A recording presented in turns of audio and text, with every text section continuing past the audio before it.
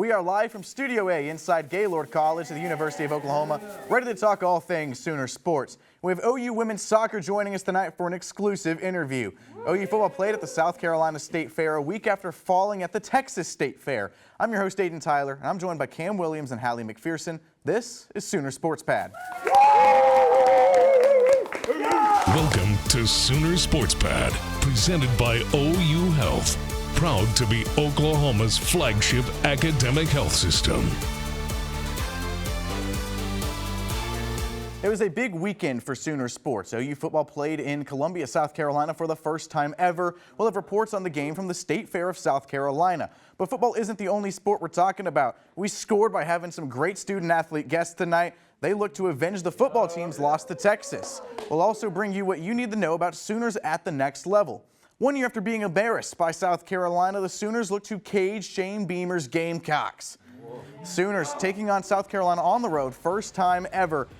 Open early with fireworks. Torrey Blaylock bounced it outside. It's a touchdown, 18 yards, makes it 7-0 Sooners. More on him later. In the second quarter, X gon' give it to you. 10-yard touchdown for Xavier Robinson, 14-0 Sooners. In the third, the Gamecocks faked the punt. It's wine time, picked off. And it would lead to John Mateer throwing this absolute dime to Isaiah Satania. It's a 20-yard touchdown, 24-7 Sooners. John Mateer doesn't just throw the ball and run the ball. He punts it too. He's going to down the Gamecocks at the 1-yard line. Great punt coverage by Elijah Thomas. It leads to a safety that seals the Sooner win, 26-7. Aiden, it looked like OU's offense came back to life over the weekend. OU had 0 turnovers and scored 3 times, progressing as an SEC team. I was there in South Carolina, and I have all the details on OU's explosive offensive performance.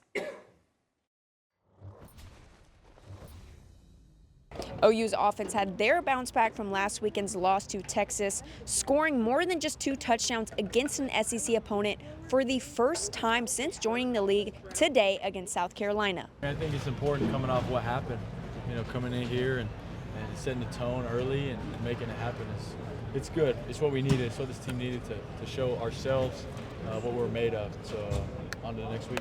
It's a big confidence booster being able to move the ball because if you win the trenches, you win a game in this division. So the more we can move people and the more we can run the ball effectively, the better we'll be. There was a lot of connection, coming into this game this whole week. Just everybody spend more time together. You can feel the tension building on the team on the offensive line, and I feel like it's really increased our aggressiveness as well. Like, just going out there to want to put hands on people, like. Let's do it. It's what we're here to do, and it's going to keep getting better. That's all I can say. The Sooners picked up their 6th win of the season, but a tough schedule ahead of them. All top 20 ranked teams ahead, starting with Ole Miss at home next weekend. Reporting from Williams-Brice Stadium, Hallie McPherson, Sooner Sports Pad. Oklahoma's rushing attack, passing game, and offensive line flowed smoothly, but their ground game is what brought the momentum. OU ran for 171 yards, averaging 4.3 yards a carry, and true freshman Torrey Blaylock had 101 of those yards, his best, leading OU to their 2nd road game win ever in the SEC. Yeah, Hallie, this defense again showed up and showed out. OU held the Gamecocks to 224 yards of total offense, and the Boo Birds reigned early in Columbia. Sooner Sports Pad reporter Darby McCormick has more on OU's defense. If OU fans miss the defense that they know and love from Team 131 during OU Texas, they certainly got it back when the Sooners faced the Gamecocks. This is the first time since at least 1976 that they've had double-digit tackle for losses in 5 straight games, and they're looking to keep the momentum going. The biggest thing was just how do we bounce back, and one loss does not define a team, and so like I've been saying, we were on a mission, and we're hungry, we're fired up, and yeah, we got to start the second half just like how we came out today, and we did. I thought the second and the third quarter in defense, man, again, 63 yards on 32 plays, 2 yards of play, just really not allowing them to get in the game. You'll see it on tape. Every single pile that we had today went in our direction, and so, yeah, it's all over the tape, and once again, it's just the mindset of this team. We're on a mission, and so, yeah. Getting us into a really good rhythm on the road, creating energy, and trying to, create a little doubt as a byproduct, on the opposing sideline. We got to go out there and continue being who we've been. And so, yeah, we're just a hungry team that's on a mission, and so the defense was just fired up and ready to go play. The Sooners have now checked one thing off of their season bucket list. They're now bowl eligible for the 26th consecutive season, the second longest active streak in the nation. So now they look for what lies ahead, which starts with Ole Miss this Saturday. Reporting from Williams-Brice Stadium in Columbia, South Carolina, Darby McCormick, Sooner Sports Pad. This Oklahoma defense is clicking on all cylinders right now. The Sooners lead the nation in sacks with 28, and they lead the nation in tackles for loss with over 10 per game. They'll have their hands full this upcoming week, though, with an Ole Miss offense that scored touchdowns on each of their first 5 possessions versus Georgia. Coming up, we'll talk everything about Ole Miss. We'll also get a deep dive into a player nobody expected to start, but has quickly become a fan favorite. Keep it here. Welcome back to Sooner Sports Pad. Freshmen in the SEC usually struggle to find playing time, but one Sooner from Humble, Texas is staying humble even after being in the spotlight. Chris Holman has the story. Aiden, true freshman running back Tory Blaylock burst onto the scene after a stellar performance against Temple, but that's not all. He tallied a career-high 101 rushing yards against the stout South Carolina defense, but he says it was just a team effort. Yeah, it was. O-line, tight ends, receivers, everybody contributed to this performance. I also want to thank my Lord and Savior, Jesus Christ, for allowing me to come out here and just play the game I love. So it just feels good to be back out here on the good side of things, winning, back in the driver's seat. I mean, he's a pro. He's such a young kid, but he comes in every day. He wants to work. He wants to get better. He takes coaching. To have that type of maturity as a freshman coming to college and playing that physical, you don't see that a lot. You talked about his consistency, and I know I've talked about it before. Like, those weren't just one-off deals. It constantly doing the right thing. And when he does mess up, okay, he doesn't usually make the same mistake twice. And so I think that speaks to a level of maturity for a kid so young, too, to be able to take coaching, understand a mistake, and then fix it. And he does that at a high level. He just has a great way that he carries himself and his process, his preparation, his gameplay. And so, yeah, Tory's a stud. After Blaylock's performance against the Gamecocks, he was awarded SEC Freshman of the Week for the second time this season. And the Sooners will be hoping for another stellar performance from the freshman in their homecoming game against Ole Miss. Back to you, Aiden. Thanks, Chris. Last week, Ole Miss battled with Georgia. It was a beautiful day in Athens. Trinidad Chambliss got the action started early. He ran in this touchdown and made it 7-3 Ole Miss. But the Ole Miss defense got torched. Georgia QB Gunnar Stockton threw not 1, not 2, but 4 touchdowns. This one in the fourth quarter to Lawson Lucky put UGA up late. Dogs win it 43-35. Now, in Lane Kiffin's weekly press conference Monday, he gave credit to OU for being really good at stealing signs. He says, quote, "It seems like they got a really good beat on the plays that are coming." That's a lot of talk from the head ball coach that cannot decide what the team's nickname should be. Last time OU faced Ole Miss, Joe John Finley called plays for the first time. OU couldn't keep up offensively, and the Rebels' offense is elite yet again. Offensive mastermind Lane Kiffin takes on defensive wizard Brent Venables. Hallie, how good is the Lane train? Aiden, they have the 8th ranked total offense in the nation. Ole Miss is really good, and they're coming off a loss to Georgia, but the Rebels had the lead the whole game up until the fourth quarter, getting outscored 17-0. And once the Bulldogs found a way to shut down Ole Miss's passing game, Mississippi's offense crumbled. And that is exactly what OU's defense will have to do. If they can eliminate Chambliss's options, OU will give them a run for their money, and OU's defense is looking forward to that competition. We know it's going to be a great atmosphere. It's a great team. Ole Miss has a great program, so we know they're a very talented team. So we're always up for the challenge of playing great competition, And I think we play better. We play great competition. So when we go out there, we try to be prepared for every game. Really the same, but we know Ole Miss is a good team, so we'll be locked in.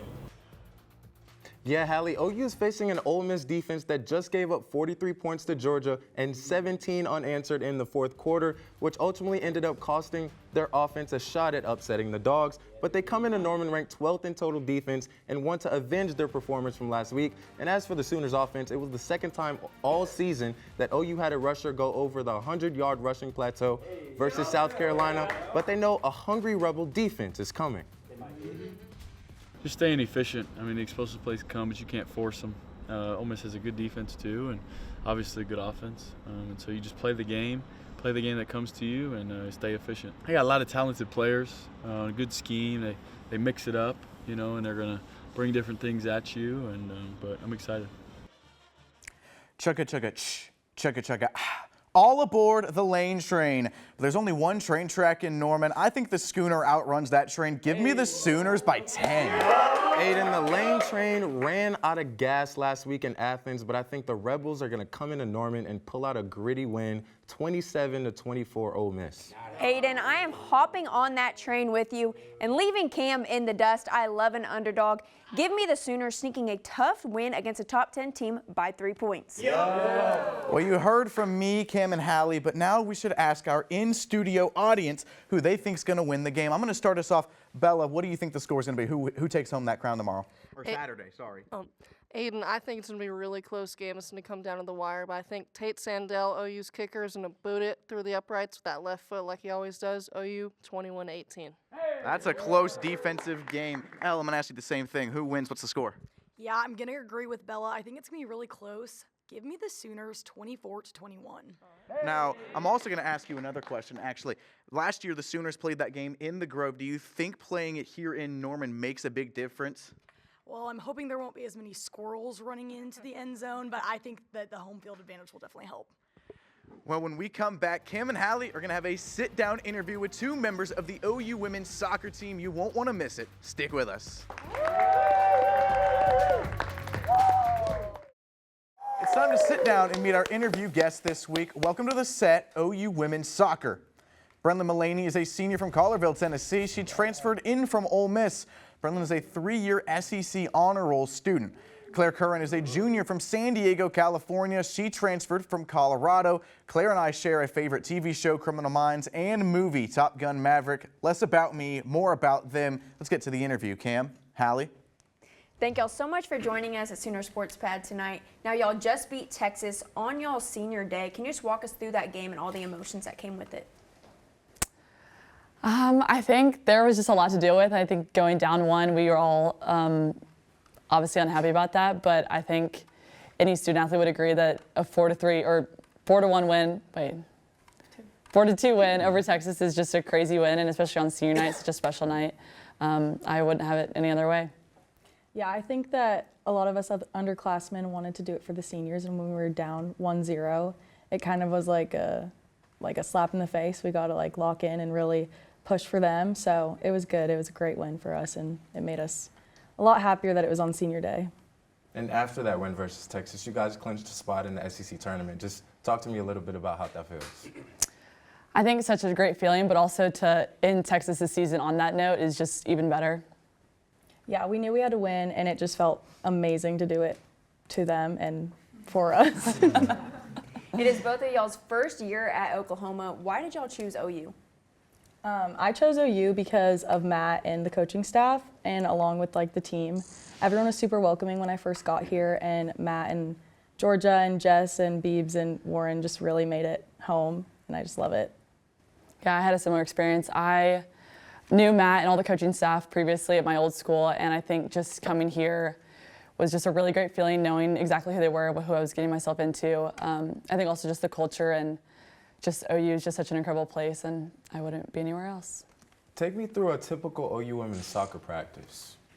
Well, we typically start with our warm-up, or actually, no, we start with our good news circle. So Matt has us all get in a circle, and he picks someone out, and they say something good, and then we warm up, and then we get to practicing, and that'll normally be a scrimmage or something, and then he says there's only one, and we say Oklahoma. That's pretty much it. And Brendan, what sets OU apart from Ole Miss coming here to a new program? I think just the environment here is just incredible. The fans we get, I've never experienced something like that. We have such beautiful facilities also. I think it's just really one of a kind. And Ole Miss comes here this weekend for football. Who do you have to win? Oh, Oklahoma, of course. Yeah. What's it like playing for Coach Mott? Talk to me a little bit about that. It's awesome. I mean, he's so supportive, and he'll tell it to you straight, which is super nice having a coach that will do that. yeah, I love him, and I'm so happy that I chose here. Yeah, I think having a great relationship with your coaches off the field and on the field is just such a unique experience, and having a coaching staff that we respect so much and just really trust the process and trust everything that they do and know that they have the best influence on us. Well, thank you guys so much for joining us, and good luck in the SEC tournament. Back to you, Aiden. OU women's soccer is on the road this weekend going hog hunting. Sunday they take on Arkansas, who is first in the SEC. It's the last game before the SEC tournament in Pensacola, Florida, which starts next Sunday. When we come back from the break, we'll talk about former Sooners and other OU sports are performing quite well. Don't go anywhere. Welcome back to Sooner Sports Pad. We've been previewing the top 10 showdown coming to the Palace Saturday, but now it's time to talk about the Sooners in the NFL who performed quite well. We'll also talk some other OU sports who performed recently. So I'll start us off with the Sooners in the NFL. There's plenty worth talking about. Starting off with CeeDee Lamb. He had a big day for the Dallas Cowboys in his first game back from injury. He caught this 74-yard touchdown pass, and hey, that really helped my fantasy football team. I'm not complaining. Lamb finishes with 110 yards and a touchdown. Dallas wins it 44-22. How about another long touchdown pass? This one by Jalen Hurts, an absolute dot to Devontae Smith. Hurts had a perfect passer rating in the Eagles' 28-22 win over the Minnesota Vikings. What a performance for Hurts. And then the awkward bowl took place. Caleb Williams battled Spencer Rattler. Neither QB played great, but Caleb would be the one to get the last laugh. Again, the Bears would win it 26-14. Baker Mayfield, however, did not have great success. He threw just this one touchdown pass to Tez Johnson for 22 yards out, and Johnson did all the work. Baker finished with 228 yards, a touchdown, and a pick, and the Buccaneers' 24-9 loss to the Detroit Lions. That performance hurts Mayfield's MVP chances. Yeah, and let's switch to the Red River rivalry on the soccer field. OU women's soccer hosted the Longhorns at John Crane Field Sunday afternoon and came away victorious. The Sooners scored 4 goals in the last 29 minutes and beat Texas 4-2 on Senior Day Sunday. Caroline Duffy had 5 saves in the contest. Alexis Washington scored in the 77th minute, and Kayla Kiefer put them up for good in the 86th minute. And this win clinches Oklahoma's spot in the SEC tournament. Swinging it out to the ballpark, OU softball has been playing against some of their best competition themselves. The Sooners had their second Battle Series game on Friday, and standout Kendall Wells, a freshman, put on a show at Loves Field. Wells had 2 home runs, went 5 for 6 on the day, and had 6 RBIs. Audrey Lowry pitched 3 scoreless innings, putting Team Chamberlain up by 10. OU softball continues the series on Wednesday. When we come back, we'll have to break our tie and face off when Cam and Hallie go head-to-head yet again. You won't want to miss it. Welcome back to the show. It's time for Cam and Hallie to settle the score. Literally. We're tied at 2, so something's got to give. Let's dive into this week's edition of Face Off. Cam, I'll start with you. The Sooners scored 3 offensive touchdowns against a conference opponent for the first time since joining the SEC. Who is your offensive MVP following that offensive showing? Yeah, and give me the true freshman from Humble, Texas, Tory Blaylock. Versus South Carolina, Blaylock set the tone early on the opening drive with his 18-yard score, and it was the second 100-yard rushing performance of the season as he finished with 19 carries for 101 yards. And that score, Blaylock showed out. Yeah, he did. Cam, that is just a safe pick to go with. There's one guy that has been the most reliable this whole season, Isaiah Satania. He carried the passing attack for the Sooners, recording a team high of 7 catches for 73 yards. Satania alone has improved this offense tremendously, and it showed in South Carolina. Well, the defense was a rock, giving up just 1 score, and really it was gift wrap for South Carolina because of some penalties. After a stellar showing, Hallie, who is the defensive MVP? Aiden, there's only one right pick for this question, and his name is Taylor Wine. While Wine did carry all the momentum for the defensive side, 4 tackles and 2 tackles for loss, he capped off the win with an interception while defending a fake punt. The stats say it all, Cam. You already lost this pick. Yeah, I like that pick, Hallie. That's also a safe pick. Wine definitely did play great, but I'm going with Grayson G. Baby Halton. He had 3 tackles and a tackle for loss and a sack in the win versus South Carolina, and he's one of the anchors for a Sooner D tackle room who quite literally is the best in the nation. It is time for your surprise of the game. Personally, I was surprised by how well the offensive line played. Cam, what shocked you? Yeah, Aiden, Jacoby Johnson had a late game interception when the game was out of reach, but how about Taylor Wine, who intercepted a pass on 4th and 1 when South Carolina was trying to fake a punt, which fooled absolutely no one, by the way. Surprised to see a D lineman with hands like a wide receiver. Okay, Cam, I think I am convinced that you didn't even watch the game. I could not believe my eyes when I saw John Mateer, the quarterback, punt the ball for OU. And not only did he punt it, it was a perfect punt right on the 1-yard line. And it gets better. It sets up the perfect safety for Marcus Strong. Mic drop. Hey, chip shot. Yeah, Cam, I think it's interesting that your surprise of the game was her defensive MVP. Bold pick there, but let's rest your case this week. What are you looking for the Sooners to do against Ole Miss to gain a top 10 win on the resume? Aiden, there's one thing that OU's offense has really been lacking in, and it's their run game. But they got the ground game going in South Carolina, 171 rushing yards over the weekend. And if OU can keep this run game up, I do see them getting their 7th win with a tough schedule ahead of them. Yeah, Hallie, this running game can't be complete without the O-line doing its job week in and week out. The overall unit played well versus South Carolina, but the true freshman, Michael Fasusi, did struggle a bit in pass protection. It'll be interesting to see how he bounces back versus a mediocre Ole Miss defense. Both very strong points to wrap up our arguments. It's time for our in-studio audience to decide a face-off winner. If you think it was Cam this week, let me hear some noise. That's some pretty good noise. If you think it was Hallie, be a little louder. It's still pretty close to me. If you think it was Cam one more time, I want to hear you. A lot of noise. If you think Hallie won it. Oof, another close battle, breaking our tie. I'm going to give this one to Hallie McPherson. She's going to go up 3-2 and be this week's face-off winner. Thanks for watching Sooner Sports Pad. For Cam Williams and Hallie McPherson, I'm Aiden Tyler. We'll see you next Tuesday, same time, same place. Good night.